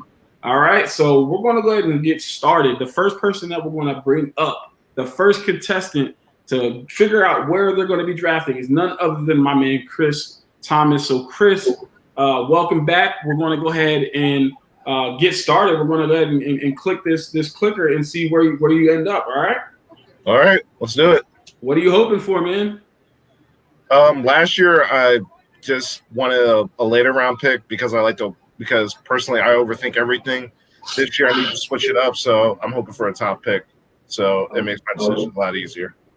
All right, well, listen, no, you have to wait no longer. We're going to go ahead and get this started in 3, 2, 1. Boom! He's pick number 2. Exactly what he wanted is what he got. He didn't get the first overall, but he got number 2 overall in this year's fantasy draft for Inside the Hashes. Chris, talk to us. How do you feel about it, man? I wanted a high pick, and this is probably the best I can get. So it kind of makes my life a little easier. Obviously, I think Christian McCaffrey's going to go number 1. So, Sam, sorry, looks like I'm probably going to have to take your boy Saquon. Well, we already know we all know who Chris is taking. So Chris gets number 2. He's probably going to take Saquon as he stated, unless somebody pulls an Avery and drafts Le'Veon Bell. So we're going to go ahead and say thank you, Chris. We appreciate it, man. Good luck to you. We're going to go ahead and bring on the next contestant, none other than the Wonton Bomb himself, the one and only Mr. Juan. Go ahead and bring Juan on. Juan, talk to us about where you want to get, your pick. Obviously, Chris said he wants high picks. Where are you looking at? Looking at pick 6 or 7 because I don't like waiting for my next draft pick too long, especially in a snake draft. It just takes so long, and to get that kind of even number of like waiting would be just fine for me. All right, well let's go ahead and let's go ahead and not prolong this any longer. In 3, 2, 1. Boom! He's got 4. So it's close. It's almost in that 6-ish range. It's not right middle of the pack. It's like just above the middle of the pack. Talk to us. How do you feel about the number 4 overall pick? That's actually the exact number I got with another fantasy league that I'm with, and I used that pick to get Michael Thomas in that one. So if can't guard Mike is there, I'm taking him. Well, you heard it here first. You know where Juan is thinking for his number 4 overall pick. Juan, thank you so much, man. Good luck to you this fantasy season. The next person we're going to bring up is Mr. Chris. Chris is going to come back on here, and we're going to see what Chris has to say. Chris, where do you want to draft here, man? I mean, I'd love to still, if I could get that top spot, that'd be awesome. I like to stay more in the middle, though. Be able to get some even out picks and not have to pick at the end of the draft. In the second round. So it'll be interesting to see where I'm at. All right. Well, let's delay it no further. Let's go ahead and go right into it in 3, 2, 1. Oh, last pick. Man, he's on the opposite end. Hey, we're gonna make it work, though. We're gonna make it work. We'll see what it's like at the end. Listen, man. I mean, again, the thing about it is we've got the sneak draft, so it also means that he gets the first pick in round 2. So he's going to have back-to-back picks. So it'll be interesting to see how Chris maneuvers through this draft. Chris, thank you so much, man. Good luck to you. Thank you. Yes, sir. We're going to keep it moving, and we're going to go ahead and bring on the next contestant, my twin, my family, my man who is about to be a grandfather, Ray Roberts. Ray, talk to us, man. Listen, we got the number 12 is gone. Number 2 is gone. We got one kind of middle of the pack going. Where are you looking to be drafted? I mean, only leaves. I'd like to stay in the top 5 if I can. So we'll see what happens. Okay, Ray says he wants to stay in the top 5. I'm not mad at that. Listen, 5 is my favorite number, so I get it. I get it all the way. Ray, we're going to go ahead and see what pick you get here. Then, so in 3, 2, 1. Boom! He's got 6 right outside the top 5. That's a solid pick. Talk to us, Ray. How do you feel? That works. That works for you. That works for you. So, yeah. Okay. Someone will make a mistake in front of me. I'll be okay. Okay. No, I get it. I mean, we already know that people are talking about taking Saquon and Mike Thomas and different things like that. Is there anybody in particular you're targeting that you think might fall around in that 6th spot? Not really. Not off the top of my head. I mean, I would just take the best player, to be honest with you. I mean, that's the good thing about picking in the middle of the round. It gives you the option of taking the best player. So, Makes sense. All right. Well, Ray, thank you so much for joining on with us, man. Listen. I won't take Tom Brady, but, Yeah, you definitely don't want to take a quarterback at number 6. We thank you so much for jumping on, Ray. Good luck to you again, and congratulations to you again, man. Thank you. Yes, sir. So we're going to keep it moving, man. We're going to bring up the next contestant. Again, another part of the Air It Out podcast. We're going to go ahead and bring on my man, Mr. Darius Riddick, the Patriots fan.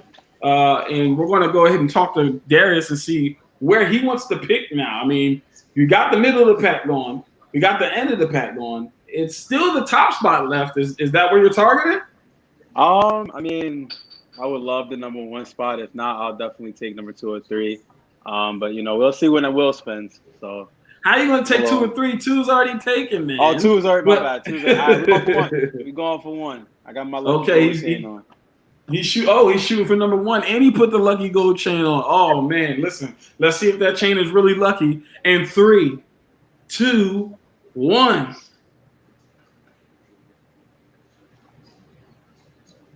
Oh, that chain, you might want to go ahead and pawn it off because that thing didn't work for it. He got a number 7 pick, but it's not bad. It's a middle of the pack pick. It's pretty decent. How do you feel about it? It's actually funny because I did a fantasy draft earlier today and I had the 7th pick. I already know who I'm going with. I'm going my man out in there in New England, Super Cam. JK, I'm not going with Cam. I'm not going with Cam that early. But that to me, that's a great pick. So I'm able to work something out with that. Listen, man, Cam might be worth picking that early. I think he's got a chip on his shoulder. But thank you so much, man. Listen, good luck to you this fantasy season, man. I hope to see some good things out of you, man. And I'm gonna be in your ear for some trade talk. So stay alert. I'm looking forward to it. Yes, sir. Yes, sir. So now we're going to go ahead and bring the GOAT in here, right? We're just going to do that. That's how I feel. We're just going to bring the GOAT in here. Sam, just tell us. Just tell us. How do you feel? What do you? I mean, I know you like to be middle of the pack. You got the sixes out of there, but there's still some stuff. I like the middle of the pack, but I want one badly because I think my rankings might be a little bit different than somebody, and I don't want certain players to go without me having a shot at them. Okay. All right. So he might not take who everybody thinks everybody else is going to take. So let's find out where Sam is going to be picking. Let's go ahead and jump right into it in 3, 2, and 1. Number 10, kind of toward the tail end of the first round. How do you feel about it? I mean, I've been stuck there before. It depends what running backs are be going. I like a couple low-key guys like back there, like Sanders, Austin Eckler, a couple guys like that. If you could get both of them on the swing around or something like that, that could be a good combination. Maybe Julio falls, something like that. But we're gonna 10's a lot of just see what happens and try to get creative with it with that swing pick. So I'll get that quick, so I could work with that. Yeah, it's definitely a pick that you need to be a little, have a little creativity with. So I'm interested to see how you do it. Like I said, you usually put together a pretty good squad. Like I said, you won the first one, so I'm looking forward to seeing what you're doing. But we're going to keep this thing rolling. Sam got the number 10 overall pick. We're going to go ahead and jump into the next contestant, which is Richie. Richie, bring him on. Bring on Richie. Richie, how do you feel? Like, is the pick that you wanted, is it gone? Not necessarily. Like, I don't really specify, but I'm the only guy that's going to say I don't want the first pick. Oh, okay. Well, we're going to jump right into it as I go and grab my charger from my laptop. We're going to go right into it. Sam, count us down. 3, 2, 1.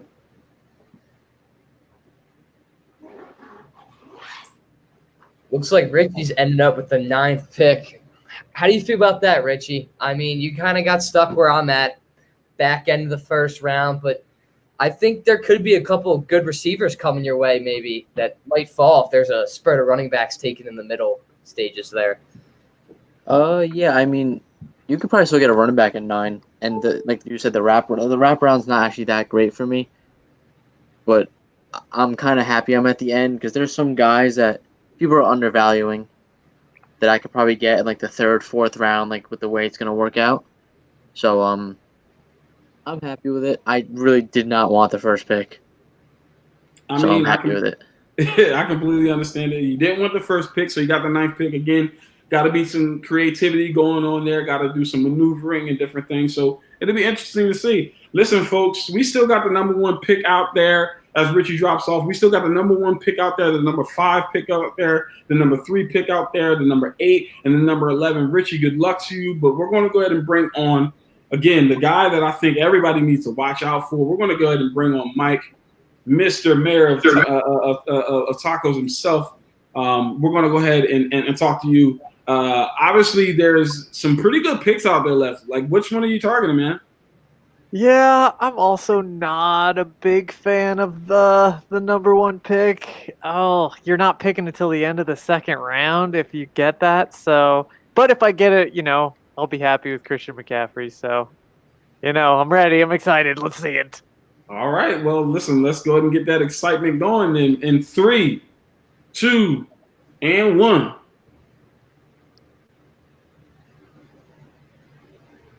Eight. Woo! That was close to being number 11. Okay, pretty solid pick. Again, kind of middle of the pack. That's around the 5, 6, 7, 8 area. So talk to us. Like, what are you thinking? Obviously, you're not going to get a Christian McCaffrey or anything like that. Is there anybody that you're targeting that you said, if I get the 8 spot, this is who I could possibly get. Yeah, I mean, there's, those top running backs that are going to get all those carries. If all of them are gone, if the ones I like are gone, then I'll take Lamar Jackson. Oh, wow. That's pretty early to take a quarterback. But you see, Mike, it's a different strategy, people. I'm telling you, you need to watch out for this guy. I'm telling you, again, he's got the 8 overall pick. And speaking of 8, RIP and happy birthday to Kobe Bryant. Today was his birthday, so happy birthday to him. Mike, thanks so much, man. Good luck to you this season. Thank you. Cool. All right, listen, I'm going to call my own number. I'm tired of waiting. I want to know what I'm going to have, okay? Yeah. So I'm going to call my own number to see what pick I'm going to get. Sam, what pick do you think I'm getting? Talk to me. I think you're going to end up with the 3rd pick. I think you'll be fine there. I think it's going to be a tough decision between where it separates from wide out and running back, but you're going to get those top 3 guys, like Mike was kind of saying, that are the bell cows and probably will have 20, 25 carries a game every week. So, I got you. Listen, I'm hoping for number 5. That's my favorite number. Jerome, listen, do me good here. In 3, 2, and 1. I can't look. 11. I'm actually not mad at that. It's not too much pressure. I'm gonna, have to work around and do some finessing. How would you approach 11, Sam? I would approach 11. I feel like you need, once you're in the back end like that, you need to consider both your 1st and 2nd round pick. I usually kind of like to get a pair of guys that I'm comfortable like all right, yeah, like that makes sense to pair him with him. It balances my team. I feel like having 2 guys in mind is a smart approach when you're at 11, 12, 10 around there. But I would stay away from quarterbacks for if I was on that swing. There's just too many guys, there's just too many running backs that are there, and it's going to drop off once you pass off the top 10. So, got you. All right, so we're going to go ahead and jump into the next person. I got the number 11 overall pick. I actually wore number 11 in baseball my senior year in high school. So let's see what happens. We're going to go ahead and bring on Darren, Mr. Big Trust, or excuse me, Bleed Green. I'm sorry, I can't really figure it out anymore. It's Big Trust all day. We're going to bring him on. Darren, what pick are you? You got 3 picks left. What are you looking for? I mean, they're pretty high picks here. Which one do you want? So honestly, I wanted number 11 because I like to have that little matchup between the 1st and the 2nd, so I kind of got my guys already. But if I can't get that, give me number 1. Make it easy. Just give me Christian McCaffrey. I'll deal with the waiting.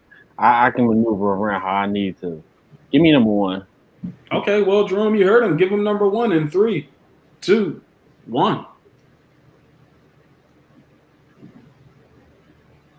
Nope, you got the 3. That's again not a bad pick. It's actually it's not a bad pick, but to me, it's one of the more difficult picks, right? Because it's like, okay, you got the 2 top running backs are probably going to be gone, and then it's like, where do you go from there? Do you take the top receiver? Do you take the 3rd best running back? What are you thinking? So for me, I want to get Lamar Jackson, but I know that's too high. And I know he might not be there by the time it's my pick. So I might have to go wide out. It's unfortunate, but I might have to go wide out. Other than the top 2 guys, it's still going to fluctuate with the running back position. So I got to see. I really got to see on that one. Well, if you can't get Lamar Jackson, you can always get your quarterback, Carson Wentz, because he's, on the Eagles, your team. Oh, wait, I'm sorry. Anyway, Darren, thank you so much for joining us, man. We appreciate it. Good luck to you this season, man. We're going to keep it moving. We're going to keep it rolling. We're going to bring back my man, John Luca, and we're going to go ahead and talk to him and see which pick he wants. It's got 1 and 5 left, man. I mean, it's crunch time now. Obviously, a lot of people have expressed interest in that number 1 pick. Are you one of those people? Nah, I'm hoping for the 5th. He's hoping for the 5th. I mean, it's a 50-50 chance at this point. Let's see what side of the coin it lands on for Gianluca in 3, 2, 1. Boom, and he got what he wanted. He got the number 5 pick. Oh, my goodness gracious. That is amazing. He got what he wanted. How do you feel? I'm hyped. It's exactly what I wanted. It's not too far after the first round, but you get a good second round pick. Yeah, it's not bad at all. It is not bad at all. You get the number 5 pick. I mean, again, it's a pretty good spot. That's usually where we start to see some receivers coming off the board. Is that what kind of strategy you're looking at? Yeah, I mean, if Michael Thomas is there, definitely taking him. Word. Okay. Cool. Well, John Luca, listen, you can't pass him up. I mean, he has so many targets. All right, John Luca, thank you so much, man. We appreciate it. Again, good luck to you. That means there's only the number 1 overall pick left, and that goes to none other than Micah, the computer scientist himself. Oh my goodness, Micah, how do you feel, man? Talk to us. You got the number 1 overall pick. The 2 picks I wanted were either 1 or 5. So when I saw the final wheel, I was kind of wow. I was happy about that. So I mean, I kind of can only take Christian McCaffrey. I understand it. Drop me and take who I want, so I'm okay with that. I'm gonna have to wait a long time for my next pick, but I think I'll be good. I understand it, man. Listen, well, obviously, fate would have you get the number 1 overall pick as you desired, so it's amazing, man. Obviously, he said that he's taking Christian McCaffrey. Everybody, don't be fooled. Some people try to throw smoke. I mean, obviously, he's taking Christian McCaffrey. I mean, nobody's taking anybody else except if your name is Avery and Todd Gurley is on the board and you decide to take Le'Veon Bell. But whatever. Anyway, with that being said, thank you so much, Michael. We do appreciate it, man. Good luck to you this season. Number 1 overall pick, y'all. That's it. Give it up for Micah, man. All right, thank you. All right. So with that being said, we're going to go ahead and start wrapping this thing up. Listen, man, we appreciate everybody jumping on.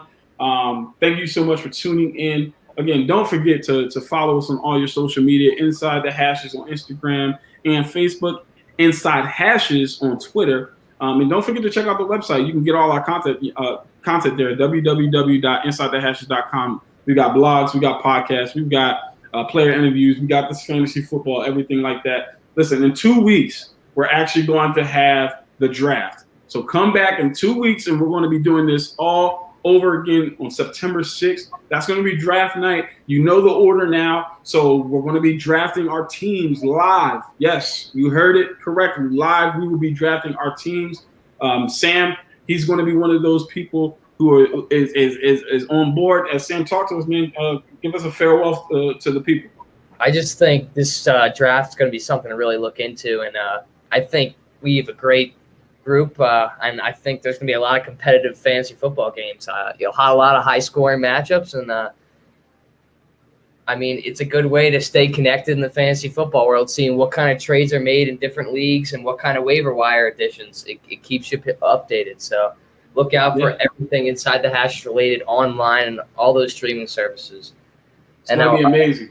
It's going to be amazing. It's going to be amazing, everybody. Listen, again, don't forget to follow us, and don't forget to like and subscribe our YouTube channel. And please check out the player interviews and different things like that on Spotify, on Apple Podcasts, on Google Podcasts, and every other platform that you have for your podcast needs. We all appreciate the time that you guys took out. I just want to send a congratulations to all the contestants. Wish you guys nothing but the best of luck. I hope you have a great fantasy football season. For Sam Kirk, I'm Avery Collins from Inside the Hashes, signing off from the Inside the Hashes 2020 Fantasy Draft.